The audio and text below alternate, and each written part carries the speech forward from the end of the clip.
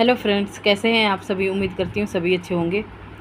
जब हम एमफिल या फिर पीएचडी करते हैं तो हमारे माइंड में जो टॉपिक चल रहा होता है या जिस टॉपिक पर हमारा इंटरेस्ट होता है वो टॉपिक पर हम रिसर्च करते हैं।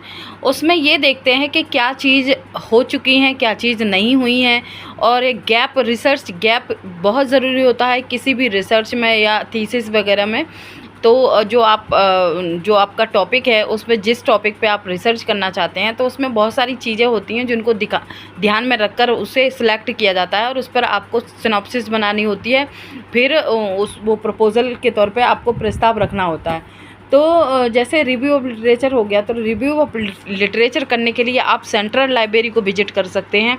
और गूगल पे कई सारे एप्लीकेशंस है, एक शोध गंगा है और एक गूगल स्कॉलर है।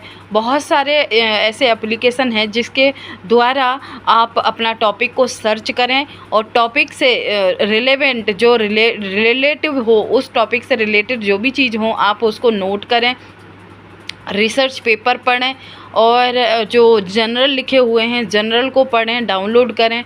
और उनकी जो उसमें रिसर्च गैप दे रखा होता है, उसमें हाइपोथेसिस वगैरह दे रखी होती है, तो उसके बिहाफ पे आप अपना भी कंटेंट को बना सकते हैं, तैयार कर सकते हैं।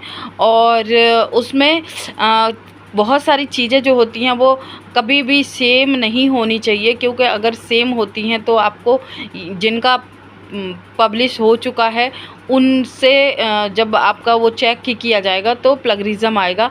इस वजह से आपको अपना ही सेल्फ कंटेंट होना चाहिए। आप जिसकी भी बुक पढ़ते हैं, जिस भी राइटर की बुक पढ़ते हैं, उस राइटर का सारा रिव्यू ऑफ लिटरेचर में आपको नाम देना है। उसका जो रेफरेंस है, आपने जहाँ से भी जो भी डाटा लिया है उसका रेफरेंस देना बहुत ज़रूरी होता है।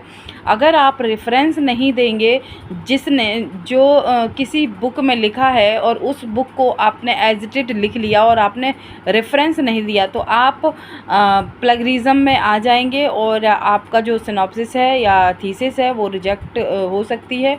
और कुछ परसेंट का ही उसमें होता है कि आपको अलाउ है, आप चीज़ों को ले सकते हैं। लेकिन जब प्लगरिज्म होता है तो उसमें सारी चीज़ें पता चल जाती हैं, किसने कौन सी चीज़ कहाँ से ली है। तो इन चीज़ों का बहुत ज़्यादा ध्यान रखना पड़ता है। अगर हम कोई रेफरेंस किसी बुक को पढ़ रहे हैं और उसके बिहाफ पे हमने देखना है कि कौन सी चीज़ किस कॉन्टेक्स्ट में की हुई है, जिसके माध्यम से हम अपनी चीज़ों को पुट अप कर सकते हैं, आइडियाज़ ले सकते हैं, हम रिसर्च गैप